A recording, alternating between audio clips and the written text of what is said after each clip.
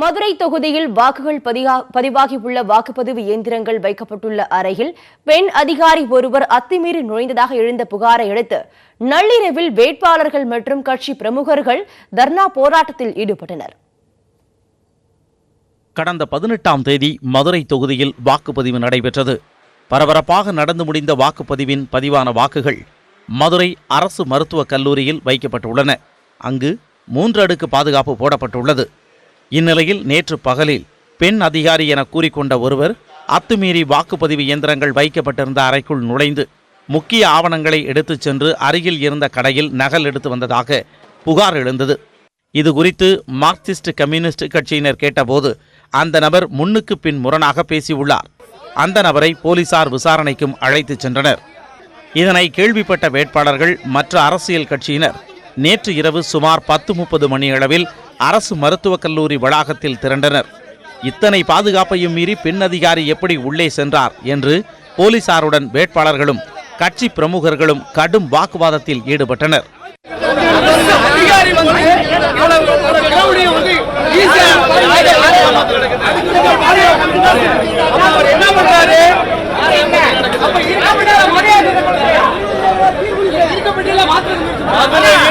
கண்டிப்பான முறையில் மாவட்ட தேர்தல் அதிகாரி என்னைக்கும் இருந்தாலும் சரி, எப்பவும் சரி, நல்லா தெரிஞ்சுக்கோங்க. இவ்வளவு தூரத்துக்கு பெட்டி மாற்ற வேண்டிய சூழ்நிலை ஏற்பட்டிருக்கும் போது கண்டிப்பான முறையில் சொல்றோம். ஜெயித்து விட்டார். அந்த இந்த சூழ்ச்சியான வேலையை செய்து கொண்டே இருக்கிறது. அப்பொழுது அந்த வளாகத்திற்குள் அத்துமீறி நுழைய முயன்ற 2 இளைஞர்களையும் அங்கிருந்தவர்கள் சரமாரியாக அடித்து உதைத்தனர். தாக்குதல் அதிகமானதை அடுத்து அங்கிருந்து இளைஞர்கள் தப்பி ஓடினர்.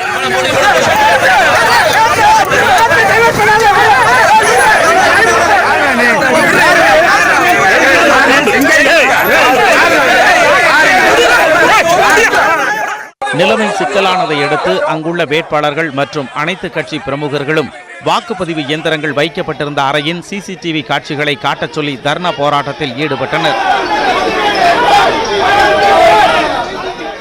உரிய ஆவணங்கள் இல்லாமல் பெண் அதிகாரி எப்படி உள்ளே நுழைந்தார் என்று கூறிய வேட்பாளர்கள் காவல்துறை அதிகாரிகளுடன் வாக்குவாதத்தில் ஈடுபட்டனர். ஸ்டோரேஜ் ரூமில் மதுரை மேற்கு ஸ்டோரேஜ் ரூம் சீல் வைக்கப்படாமல் இருக்குது. அதில் ஒரு பெண் அதிகாரி உடன் ஒரு 3 அதிகாரியோட மதியம் 3 மணிக்கு போயிருக்காங்க. ஒரு 6 மணி வரைக்கும் அந்த ஆவணங்களை சரிபார்த்து பண்ணிருக்காங்க. அதை காவல் அதிகாரிகள் பார்த்து அவங்கள 6:30 மணிக்கு உரிய அனுமதி இல்லாமல் எப்படி நீங்கள் வந்தீங்கன்னு சொல்லி அவங்க வெளியேற்றிருக்காங்க. இந்த தகவல் கிடச்சி தான் நாங்கள் போனது யார் என்ன ஏதுன்னு சொல்லி விசாரித்தோம். இப்போ அது அதிகாரிகளும் தெரியுது. எனவே மாவட்ட ஆட்சியரிடம் முறையான அவர் தான் தேர்தல் நடத்த முடியாது, முறையாக அனுமதி இல்லாமல் உள்ள போனவர்கள் மீது உரிய நடவடிக்கை எடுக்கணும், உடனடியாக எடுக்க வேண்டும் என்று கோரியிருக்கிறோம். சிசிடிவி காட்சிகளை பார்த்த பின்னர் பாதுகாப்பு உரிய வகையில் இல்லை என்று கூறி மாவட்ட ஆட்சியரிடம் வேட்பாளர்கள் புகார் மனு ஒன்றையும் அளித்தனர். புகார் அளித்த பிறகு செய்தியாளர்களை சந்தித்த அமமுக வேட்பாளர் டேவிட் அண்ணாதுரை இதுகுறித்து உரிய விசாரணை நடத்த வேண்டும் என்றார். யாருடைய உத்தரவில் வந்தார் என்ற கேள்விக்கு பதில் கிடையாது. ஆவணங்களோடு அவர் வரவில்லை. அதுதான் இப்பொழுது பிரச்சனை. அவர்களுக்கு உண்மையிலே ஆவணங்கள் தேவைப்படும் பட்சத்தில் இதை அவர்கள் சொல்லியிருக்க வேண்டும். அது சொல்லாது மிகப்பெரிய குற்றம், தேர்தல் விதிமுறை மீறல், அவர் மீது நடவடிக்கை எடுக்க வேண்டும் என்பதை இப்பொழுதுதான் மாவட்ட ஆட்சியர் வலியுறுத்தி அந்த அவங்க ஏசி கலால் சம்பூரணம் என்பவர் அங்கே வந்ததாக சிசிடிவி ஃபுட்டேஜில் நாங்கள் பார்த்து அந்த அம்மையாருடைய பேரை கேட்டு கூட இருந்த அதிகாரிகள் சொன்னார்கள். அவர் மீது நடவடிக்கை எடுக்க வேண்டும் என்று நாங்கள் கேட்கிறோம். பாதுகாப்பு பலப்படுத்த வேண்டும் என்று கேட்கிறோம். என்ன பிரச்சனையாக இருந்தாலும் முதலில் வேட்பாளருக்கும் அவர்கள் தகவல் தெரிவிக்க வேண்டும் என்பதை கேட்டுக்கொள்கிறோம். பின்னர் செய்தியாளர்களிடம் பேசிய மாவட்ட ஆட்சியர் நடராஜன் பெண் அதிகாரி சென்ற அறைக்கும் வாக்குப்பதிவு இயந்திரங்கள் வைக்கப்பட்டிருக்கும் அறைக்கும் தொடர்பில்லை என்று விளக்கம் அளித்தார். போலீசார் பாதுகாப்பில் வாக்குப்பெட்டிகள் பாதுகாப்பாக உள்ளதாகவும் வேட்பாளர்களின் புகார் மீது உரிய நடவடிக்கை எடுக்கப்படும் என்றும் அவர் உறுதியளித்தார். இவிஎம் மிஷின்ஸ் எல்லாமே ஸ்ட்ராங் ரூமில் எல்லாமே பக்காவாக இருக்குது. ஒன்றும் பிரச்சனை இல்லை. அவங்க பார்த்துருக்காங்க, ஃபுட்டேஜும் பார்த்துட்டாங்க. அதர் மெட்டீரியல் ஸ்டோர் பண்ணுறோம் போயிட்டு வந்துருக்கதா சொல்கிறாங்க. அது விசாரணை பண்ணி we will take action. CCTV camera போட்டுருக்கோம், ஃபுட்டேஜ் இருக்குது. அது இல்லாமல் வந்துட்டு டீம், அதாவது ரொட்டேஷனில் வந்து தாசில்தார் ரேங்க் ஆஃபீஸர்ஸ் வந்து அங்கே வாட்ச் பண்ணுறது டீம் போட்டு பாதுகாப்பு கொடுக்கும்போது எப்படி உள்ள இல்லை அதுதான் சொல்கிறேன். அது வந்து விசாரணை முடியும் தெரியும். வாக்குப்பதிவு இயந்திரங்கள் வைக்கப்பட்டுள்ள அறைக்கு அனுமதியின்றி சென்றவர் யார் என்று விசாரணை நடத்தி அவர் மீது தகுந்த நடவடிக்கை எடுக்கப்படும் என்றும் மாவட்ட ஆட்சியர் உறுதியளித்துள்ளார். இந்த சம்பவம் குறித்து தேர்தல் அதிகாரியிடம் முறையிட உள்ளதாக மதுரை வேட்பாளர்கள் முடிவு செய்துள்ளனர். 4 சட்டமன்ற தொகுதிகளில் நடைபெறவுள்ள இடைத்தேர்தலில் அதிமுக சார்பில் போட்டியிட விருப்பம் உள்ளவர்கள் இன்று விருப்பமனு அளிக்கலாம் என்று அதிமுக அறிவித்துள்ளது. திருப்பரங்குன்றம், அரவக்குறிச்சி, சூலூர் மற்றும் ஓட்டப்பிடாரம் ஆகிய 4 தொகுதிகளுக்கு வரும் மே 19 இடைத்தேர்தல் நடைபெறவுள்ளது. போட்டியிட விருப்பம் உள்ளவர்கள் ஏப்ரல் 24ஆம் தேதி விருப்ப மனுக்கள் வழங்கலாம் என அதிமுக தலைமை கழகம் ஏற்கனவே அறிவித்திருந்த நிலையில் தற்போது இன்று வேட்புமனுக்கள் வழங்கலாம் என்று அக்கட்சி அறிவித்துள்ளது. இன்று காலை 10 மணி முதல் மாலை 5 மணி வரை 25,000 ரூபாய் செலுத்தி விருப்ப மனுக்களை பெற்றுக் கொள்ளலாம் என்றும், பூர்த்தி செய்த விருப்ப மனுக்களை இன்று மாலை 5 மணிக்குள் திருப்பி வழங்க வேண்டும் என்றும் அதிமுக தலைமை கழகம் அறிவித்துள்ளது. 4 தொகுதி இடைத்தேர்தல் திமுக பொறுப்பாளர்களுடன் அக்கட்சித் தலைவர் மு.க.ஸ்டாலின் நேற்று ஆலோசனை நடத்தினார். திருப்பரங்குன்றம், அரவக்குறிச்சி, ஓட்டப்பிடாரம், சூலூர் ஆகிய 4 சட்டமன்ற தொகுதிகளுக்கு அடுத்த மாதம் 19ஆம் தேதி இடைத்தேர்தல் நடைபெறுகிறது. தேர்தலை எதிர்கொள்ள அதிமுகவும் திமுகவும் முழுவீச்சில் தயாராகி வருகின்றன. திமுகவில் நியமிக்கப்பட்டுள்ள தேர்தல் பொறுப்பாளர்களுடன் அக்கட்சியின் தலைவர் மு.க.ஸ்டாலின் ஆலோசனை நடத்தினார். சென்னை அண்ணா அறிவாலயத்தில் நடைபெற்ற ஆலோசனைக் கூட்டத்தில் திருப்பரங்குன்றம், ஓட்டப்பிடாரம் பொறுப்பாளர்களும் சூலூர், அரவக்குறிச்சி தேர்தல் பொறுப்பாளர்களும் பங்கேற்றனர். தொகுதியில் உள்ள பிரச்சினைகள், அளிக்க வேண்டிய வாக்குறுதிகள், வெற்றி வாய்ப்பு, வாக்காளர்களை எப்படி அணுகுவது உள்ளிட்டவை குறித்து ஸ்டாலின் அறிவுரை வழங்கியதாக கூறப்படுகிறது. திமுக பொருளாளர் துரைமுருகன், கனிமொழி, RS பாரதி உள்ளிட்ட முக்கிய நிர்வாகிகளும் பங்கேற்றனர். தொடர்ந்து மதிமுக பொதுச் செயலாளர் வைகோ, விடுதலை சிறுத்தைகள் கட்சியின் தலைவர் திருமாவளவன் உள்ளிட்ட கூட்டணி கட்சி தலைவர்கள் மு.க.ஸ்டாலினை சந்தித்து பேசினர். அப்போது கூட்டணி கட்சி வேட்பாளர்களை ஆதரித்து பிரச்சாரம் மேற்கொண்டதற்கு நன்றி தெரிவித்த அவர்கள் 4 சட்டமன்ற தொகுதிகளிலும் திமுகவிற்கு உறுதுணையாக இருப்போம் என தெரிவித்தனர். பிரச்சார முறையை எப்படி வகுப்பது என்று அவர்கள் திட்டமிட்டிருக்கின்றார்கள். அதனை அனுசரித்து மறுமலர்ச்சி திராவிட முன்னேற்றக் கழகமும் மிக முனைப்போடு இந்த 4 சட்டமன்ற தொகுதி இடைத்தேர்தல்களிலும் பாடுபடும் என்பதையும் தெரிவித்தோம். திராவிட முன்னேற்றக் கழகத்தின் வேட்பாளர்களுக்கு விடுதலை சிறுத்தைகள் கட்சி தீவிரமாக வாக்கு சேகரிப்பில் ஈடுபடுவோம். அந்த 4 தொகுதிகளிலும் விடுதலை சிறுத்தைகளும் தீவிர பிரச்சாரத்தை மேற்கொள்ள இருக்கிறோம். 4 சட்டமன்ற தொகுதி இடைத்தேர்தல் பிரச்சாரத்தை மு.க.ஸ்டாலின் வரும் 1ஆம் தேதி தொடங்கவுள்ளார். ஓட்டப்பிடாரம் தொகுதியில் வரும் 1 மற்றும் 2ஆம் தேதியும், திருப்பரங்குன்றத்தில் 3 மற்றும் 4ஆம் தேதியும் பரப்புரை செய்யவுள்ளதாக திமுக தலைமை அறிவித்துள்ளது. சூலூர் தொகுதியில் 5 மற்றும் 6ஆம் தேதியும், அரவக்குறிச்சியில் 7 மற்றும் 8ஆம் தேதியும் மு.க.ஸ்டாலின் வாக்கு சேகரிக்கவுள்ளார். மக்களவைத் தேர்தலில் 3ஆம் கட்ட வாக்குப்பதிவு வரும் 23ஆம் தேதி நடைபெறவுள்ள நிலையில் 115 தொகுதிகளில் இன்று மாலையுடன் பிரச்சாரம் ஓய்கிறது. நாடு முழுவதும் 2ஆம் கட்ட வாக்குப்பதிவு முடிந்துள்ள நிலையில் 3ஆம் கட்டமாக தேர்தல் வரும் செவ்வாயன்று நடைபெறவுள்ளது. மொத்தம் 14 மாநிலங்களில் 115 மக்களவைத் தொகுதிகளில் 3ஆம் கட்ட வாக்குப்பதிவு நடைபெறவுள்ளது. வரும் 23ஆம் தேதி ஒடிசாவின் 42 சட்டப்பேரவை தொகுதிகளுக்கும் வாக்குப்பதிவு நடைபெறுகிறது. தேர்தல் பிரச்சாரம் உச்சகட்டத்தை எட்டியுள்ள இந்த தொகுதிகளில் இன்று மாலை 5 மணியுடன் பிரச்சாரம் ஓய்கிறது. ராகுல் காந்தி போட்டியிடும் வயநாடு தொகுதி உட்பட கேரளாவின் 20 தொகுதிகளுக்கும் இந்த 3ஆம் கட்டத்தில்தான் தேர்தல் நடைபெறவுள்ளது. அசாமில் 4 தொகுதிகளிலும், பீகாரில் 5 தொகுதிகளிலும், சத்தீஸ்கரில் 7 தொகுதிகளிலும் 23ஆம் தேதி வாக்குப்பதிவு நடைபெறவுள்ளது. கோவாவில் 2 தொகுதிகளிலும், குஜராத்தில் 26 தொகுதிகளிலும் இன்றுடன் பிரச்சாரம் ஓய்கிறது. ஜம்மு காஷ்மீரில் 1 தொகுதிக்கும், கர்நாடகத்தின் 14 தொகுதிகளுக்கும் வரும் 23ஆம் தேதி தேர்தல் நடைபெறவுள்ளது. மகாராஷ்டிராவில் 14 தொகுதிகளிலும், ஒடிசாவில் 6 தொகுதிகளிலும், உத்தரப்பிரதேசத்தின் 10 தொகுதிகள், மேற்கு வங்கத்தில் 5 மற்றும் தத்ரா, நாகர் ஹவேலி, டையூ டாமனில் தலா 1 தொகுதிகளிலும் இதே நாளில் வாக்குப்பதிவு நடைபெறவுள்ளது. தேர்தல் நடைபெறவுள்ள இந்த தொகுதிகளில் உச்சகட்ட பாதுகாப்பு ஏற்பாடுகள் செய்யப்பட்டுள்ளன. 3ஆம் கட்ட தேர்தலில் 1612 வேட்பாளர்கள் களத்தில் உள்ளனர். களத்தில் உள்ளோரில் 570 பேர் மீது குற்ற வழக்குகள் நிலுவையில் உள்ளதாக தகவல் வெளியாகியுள்ளது. இதில் காங்கிரஸ் வேட்பாளர்கள் 40 பேர் மீது குற்ற வழக்குகளும், பாஜக வேட்பாளர்கள் 38 பேர் மீது குற்ற வழக்குகளும் உள்ளன. 2 தேசிய கட்சிகளும் தலா 90 வேட்பாளர்களை களமிறக்கியுள்ளனர். இன்றுடன் தேர்தல் பிரச்சாரம் நிறைவடைய உள்ளதால் முக்கிய தேசிய தலைவர்கள் மற்றும் நட்சத்திர பேச்சாளர்கள் பம்பரமாய் சுற்றிச் சுழன்று வாக்கு வேட்டையில் ஈடுபட உள்ளனர்.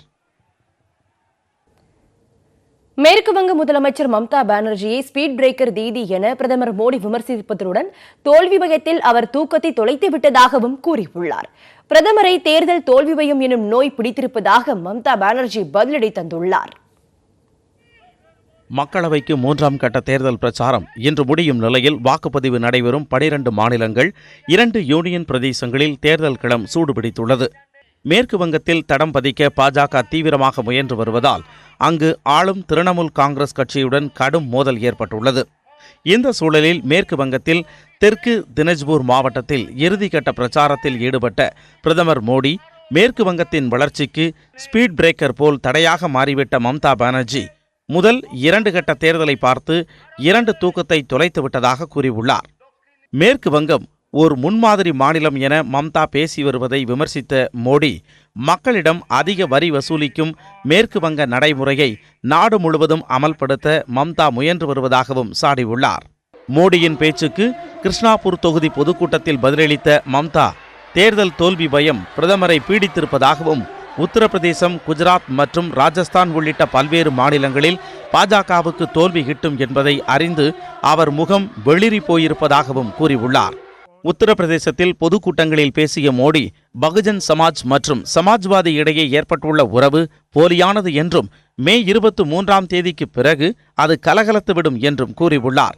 சுய நலனுக்கு முக்கியத்துவம் தரும் அக்கட்சிகளால் மக்கள் நலன் குறித்து சிந்திக்கவே முடியாது என்றும் அவர் கூறினார். இதனிடையே சத்தீஸ்கர் மாநிலத்தில் பேசிய காங்கிரஸ் தலைவர் ராகுல் காந்தி, நல்ல காலம் பிறக்கிறது என்ற பிரதமரின் முழக்கம் மறைந்து காவலாளி, திருடன் என மக்கள் தான் போகும் இடங்களிலெல்லாம் முழக்கமிடுவதாக ராகுல் காந்தி கூறியுள்ளார்.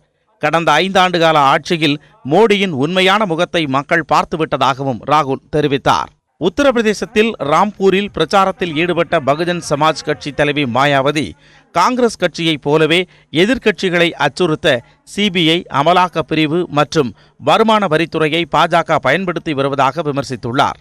மும்பை தாக்குதலில் உயிரிழந்த போலீஸ் அதிகாரி கர்கரேவை விமர்சித்ததால் தேர்தல் ஆணையத்தின் நோட்டீஸ் கிடைக்கப்பெற்ற சில மணி நேரங்களில் பாஜக வேட்பாளர் பிரக்யா சிங் தாகூர் மற்றொரு சர்ச்சையில் சிக்கியுள்ளார்.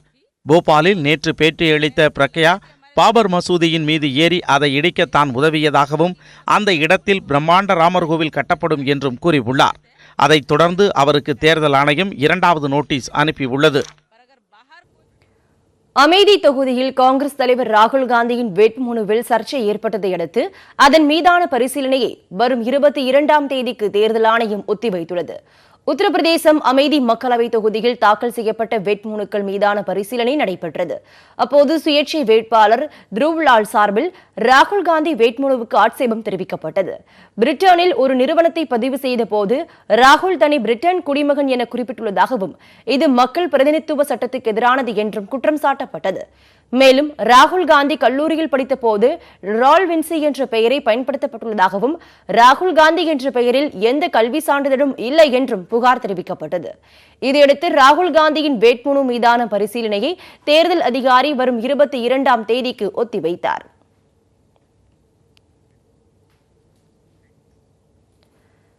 பாட்டாளி மக்கள் கட்சி திமுக கூட்டணி இணைவதற்காக பேச்சுவார்த்தை நடைபெற்றதால் தாங்கள் கூட்டணியில் இருந்து வெளியேறும் சூழல் உருவாகியதாகவும், அதே நேரத்தில் அமமுகவுடன் கூட்டணி அமைக்க தாங்கள் பேச்சுவார்த்தை ஏதும் நடத்தவில்லை என்றும் விடுதலை சிறுத்தைகள் கட்சி தலைவர் தொல் திருமாவளவன் கூறியுள்ளார். நியூஸ் 18 தொலைக்காட்சியின் வெல்லும் சொல் நிகழ்ச்சிக்காக பேட்டியளித்த திருமாவளவன் இவ்வாறு கூறியுள்ளார்.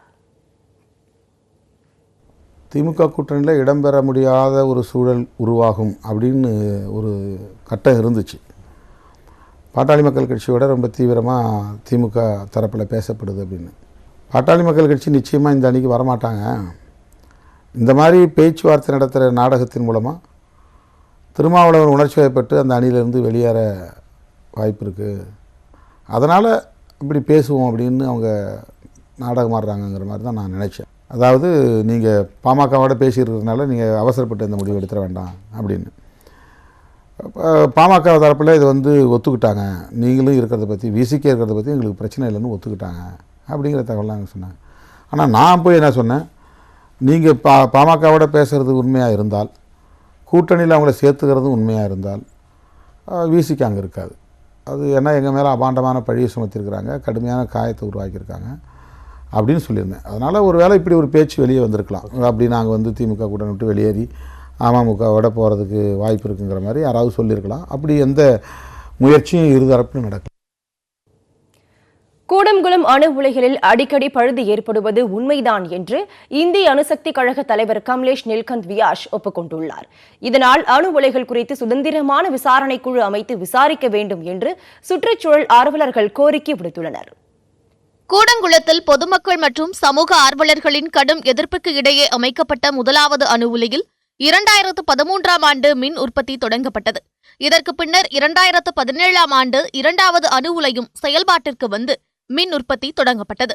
17,270 கோடி ரூபாய் செலவில் அமைக்கப்பட்ட இந்த இரு அணு உலைகளிலும் அடிக்கடி இயந்திர கோளாறு காரணமாக மின் உற்பத்தி நிறுத்தப்பட்டு வந்தன.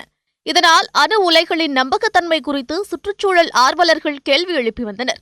ஆனால் சர்வதேச அளவில் புதிய தொழில்நுட்பத்துடன் கூடங்குளம் அணு உலை நிறுவப்பட்டுள்ளதால் அசம்பாவிதம் ஏற்பட வாய்ப்பில்லை என்று கூடங்குளம் அணு உலை நிர்வாகம் தரப்பில் தெரிவிக்கப்பட்டது.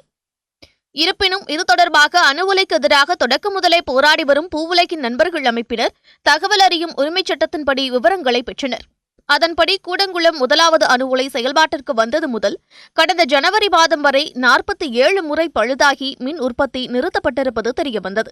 இதேபோன்று இரண்டாவது அணு உலையும் 19 முறை பழுதாகி நின்றதும் அம்பலமானது. சர்வதேச அணு உலைகளுடன் ஒப்பிடுகையில் கூடங்குளம் அணு உலை ஆபத்தானது என அணுசக்திக்கு எதிரான மக்கள் இயக்க ஒருங்கிணைப்பாளர் சுப உதயகுமார் குற்றம் சாட்டியுள்ளார். உலக அளவில் ஒரு புதிய அணு உலை வருடத்திற்கு ஒரு முறையோ அல்லது 2 வருடங்களுக்கு ஓரிரு முறையோ மூடப்படும். ஆனால் இந்த அணு உலைகள் கடந்த 6 வருடங்களில் 47 முறை முதல் அலகு மூடப்பட்டிருக்கிறது, இரண்டாவது அலகு 19 முறை மூடப்பட்டிருக்கிறது. இது அசாதாரணமானது மட்டுமல்ல, ஆபத்தானது. ரஷ்யாவின் சோச்சி நகரில் சர்வதேச அணுசக்தி மாநாடு மற்றும் கண்காட்சியில் பங்கேற்ற இந்திய அணுசக்தி கழக தலைவர் கமலேஷ் நீல்கந்த் வியாஸிடம் கூடங்குளம் அணு உலையில் அடிக்கடி இயந்திர பழுது ஏற்படுவது குறித்து நமது நியூஸ் 18 தொலைக்காட்சி செய்தியாளர் சதீஷ் கேள்வி எழுப்பினார். இதற்கு பதிலளித்த கமலேஷ், கூடங்குளம் அணு உலையில் அடிக்கடி பழுது ஏற்படுவது உண்மைதான் என ஒப்புக்கொண்டார். Kodangam unit 1 and 2 was stopped more than 30 times. Don't you think these numbers are very unusual? See, yes, I do agree, and then we are trying to address. You may realize that Kudankulam was first 3+ generation plant, possibly in the world also, which was sort of for which the construction has started. So there are some initial problems.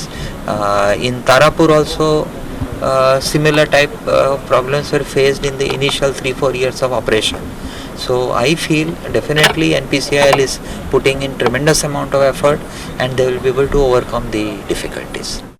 Kudankulam அணு உலைகளில் பழுதுகள் ஏற்படுவது தொடர்பாக அணுசக்தி கழக தலைவர் கமலேஷ் நீல்கந்த் வியாஸை ஒப்புக்கொண்டிருப்பதால் இந்த அணு உலைகளின் செயல்பாடுகள் குறித்து சுதந்திரமான விசாரணை குழு அமைத்து விசாரிக்க வேண்டும் என்று பூவுலகின் நண்பர்கள் அமைப்பின் ஒருங்கிணைப்பாளர் சுந்தர்ராஜன் வலியுறுத்தியுள்ளார். கூடங்குளம் அணு உலை வந்து 2013 2018 டிசம்பருக்குள்ளாராக முதல் உலை 47 முறை பழுதடைந்து நின்றுள்ளது. ரெண்டாவது உலை வந்து கடந்த 1.5 வருஷத்தில் 19 முறை பழுதடைந்து நின்றுள்ளது. இது வந்து ஒரு அன்யூஷுவலான விஷயம், ஒரு இயல்புக்கு மாறான விஷயம் சொல்லி அணுசக்தித்துறை சொல்லியிருப்பது வந்து நிச்சயமாக ஒரு சுதந்திரமான குழுவை கொண்டு ஆராய வேண்டும்.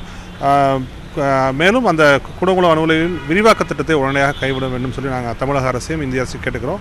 அணு உலைகள் குறித்து மக்களிடையே நம்பகத்தன்மையை ஏற்படுத்திய பிறகே இத்தகைய அணு உலைகளை அமைக்க வேண்டும் என்பது அனைவரது எதிர்பார்ப்பாக உள்ளது. அணு உலைகளில் ஏற்படும் விபத்து உடனடியாக சரி செய்ய முடியாத விளைவுகளை ஏற்படுத்தும் என்பதற்கு ஃபுகுஷிமா அணு உலை விபத்து ஒரு எடுத்துக்காட்டாக உள்ளது.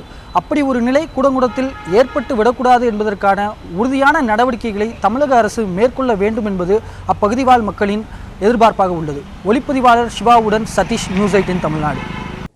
தமிழகம் மற்றும் புதுச்சேரியின் ஒரு சில இடங்களில் அடுத்த 4 நாட்களுக்கு பலத்த காற்று மற்றும் இடியுடன் கூடிய மழைக்கு வாய்ப்புள்ளதாக இந்திய வானிலை ஆய்வு மையம் தெரிவித்துள்ளது. முதல் மத்திய இந்திய பெருங்கடல் வரை குறைந்த காற்றழுத்த தாழ்வு நிலை நிலவுவதால் தமிழகம் மற்றும் புதுச்சேரியின் ஒரு சில இடங்களில் அடுத்த 4 நாட்களுக்கு இடியுடன் கூடிய மழை பெய்யும் என்று தெரிவிக்கப்பட்டுள்ளது. ஓரிரு இடங்களில் 30 முதல் 40 கிலோமீட்டர் வேகத்தில் பலத்த சூறை காற்றுடன் மிதமான மழை பெய்யும் என்று எச்சரிக்கை விடுக்கப்பட்டுள்ளது. சென்னையில் திங்கட்கிழமை ஓரிரு இடங்களில் மழை பெய்ய வாய்ப்புள்ளதாக சென்னை மண்டல வானிலை ஆய்வு மையம் தெரிவித்துள்ளது. சென்னையை பொறுத்தவரை அதிகபட்ச வெப்பநிலை 36 டிகிரி செல்சியஸ், குறைந்தபட்ச வெப்பநிலை 28 டிகிரி செல்சியஸாக பதிவாகும் என்று கணிக்கப்பட்டுள்ளது. வேலூர், திருவண்ணாமலை, கிருஷ்ணகிரி, தர்மபுரி, சேலம் உள்ளிட்ட 14 மாவட்டங்களில் வெப்பநிலை 3 டிகிரி செல்சியஸ் அதிகரிக்கும் என்று கூறப்பட்டுள்ளது. கடந்த 24 மணி நேரத்தில் அதிகபட்சமாக நாமக்கல்லில் 9 சென்டிமீட்டர் மழையும், நீலகிரி மாவட்டம் குன்னூர் அருகே மலை கிராமத்தில் இடி தாக்கியதில் 12 பேர் படுகாயமடைந்தனர். முறையான சாலை வசதி இல்லாததால் அவர்கள் அனைவரும் 16 மணி நேரத்திற்கு பிறகே மீட்கப்பட்டு மருத்துவமனைக்கு அனுப்பி வைக்கப்பட்டனர்.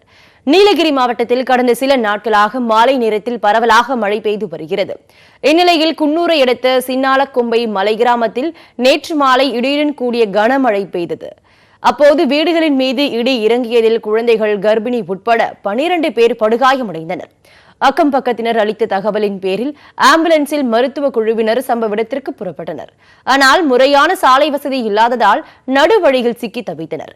இதைத் தொடர்ந்து மாவட்ட ஆட்சியர் இன்னசென்ட் திவ்யா உத்தரவின் பேரில் காவல்துறையினர் 8 கிலோமீட்டர் தூரம் நடந்து சென்று பாதிக்கப்பட்டவர்களை 16 மணி நேரத்திற்கு பிறகு மீட்டு ஆம்புலன்ஸில் குன்னூர் அரசு மருத்துவமனைக்கு அனுப்பி வைத்தனர். மருத்துவமனையில் சிகிச்சை பெற்று வருபவர்களுக்கு SP சண்முகப்பிரியா நேரில் ஆறுதல் தெரிவித்தார். தொடர் விடுமுறை மற்றும் வெப்பம் அதிகரிப்பின் காரணமாக கொடைக்கானலுக்கு வரும் சுற்றுலா பயணிகளின் எண்ணிக்கை அதிகரித்து வருகிறது. கொடைக்கானலில் நிலவி வரும் இதமான சூழலை அனுபவிக்க பல்வேறு மாநிலங்களில் இருந்தும் சுற்றுலா பயணிகள் அதிக அளவில் குவிந்து வருகின்றனர். அதிகாலை முதலே பேருந்துகள் கொடைக்கானலுக்குள் நுழைவதால் கடும் போக்குவரத்து நெரிசலும் உண்டாகிறது. மேலும் அதிகப்படியான சுற்றுலா பயணிகளின் வருகை காரணமாக தங்கும் அறைகளும் நிரம்பி வழிகின்றன. இதனை சாதகமாக பயன்படுத்தி பல தங்கும் விடுதிகள் அதிக கட்டணம் வசூலிப்பதாக புகாரும் எழுந்துள்ளது. கட்டண விவரத்தில் வெளிப்படைத்தன்மை வேண்டும் என்பதும் சுற்றுலா பயணிகளின் கோரிக்கையாக உள்ளது. எனினும் கொடைக்கானலுக்கு வரும் சுற்றுலா பயணிகளின் படகு சவாரி செய்தும், இயற்கை அழகை ரசித்தும், சைக்கிள் மற்றும் குதிரை சவாரி செய்து மகிழ்ந்து வருகின்றனர்.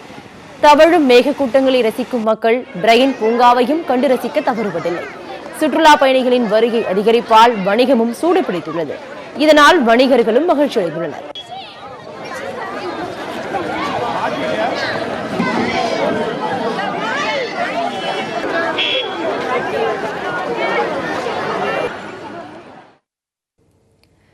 சிவகங்கை மாவட்டம் மானாமதுரையில் பாரம்பரிய நிலாச்சோறு திருவிழா நேற்று இரவு நடைபெற்றது.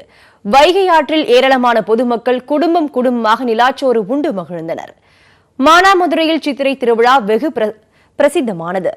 10 நாட்கள் நடைபெறும் திருவிழாவில் வைகை ஆற்றில் அழகர் இறங்கிய பின் மறுநாள் சித்ரா பௌர்ணமி அன்று வைகை ஆற்றுக்குள் உறவினர்கள், நண்பர்கள் புடைசூழ அசைவ உணவு வகைகளை அருந்துவது தொன்று தொட்டு வரும் பழக்கம். இதற்கு இருவிதமான காரணங்கள் கூறப்படுகின்றன. முதலாவது உணவிற்கு அதிபதி சந்திரன். சித்ரா பௌர்ணமி அன்று சந்திரன் நேரடியாக நம்மை அருள்பாலிப்பதாக ஐதீகம். இரண்டாவது, அழகருக்கு நேர்த்திக்கடன் இருக்கும் பக்தர்கள் 10 நாட்கள் விரதமிருந்து ஆற்றில் அழகர் இறங்கியவுடன் விரதத்தை முடிப்பார்கள். அதன்பின் அசைவ உணவு வகைகளை நண்பர்கள், உறவினர்களுடன் பகிர்ந்து உண்பார்கள். இது தவிர அக்காலத்தில் போக்குவரத்து வசதி இல்லாததால் அழகரை காண வரும் பக்தர்கள் வைகை ஆற்றிலேயே தங்கி அழகரை தரிசிப்பது வழக்கம். தொன்று தொட்டு வரும் இப்பழக்கத்தை இன்று வரை மானாமதுரை சுற்றுவட்டார மக்கள் கடைபிடித்து வருகின்றனர். சித்திரை திருவிழாவின் முக்கிய அம்சம் நிலாச்சோறுதான். இதை நினைவூட்டும் விதமாக வைகை ஆற்றில் ஏராளமான பொதுமக்கள், நண்பர்கள், உறவினர்களோடு நிலவு ஒளியில் உணவருந்தி மகிழ்ந்தனர்.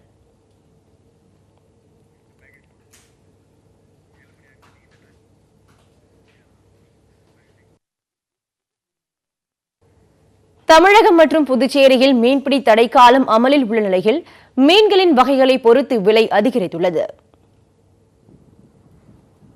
தமிழ்நாடு, ஆந்திரா மற்றும் ஒடிசா மாநிலங்களில் கடந்த 15ஆம் தேதி முதல் 2 மாதங்களுக்கு மீன்பிடி தடைக்காலம் அமலில் உள்ளது.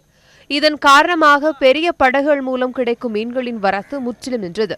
சிறு படகுகள் மூலம் பிடிக்கப்படும் மீன்கள் கர்நாடகா, கேரளா, மங்களூரு, மும்பை போன்ற பகுதிகளிலிருந்து கொண்டுவரப்படும் மீன்களே தற்போது விற்கப்படுகின்றன.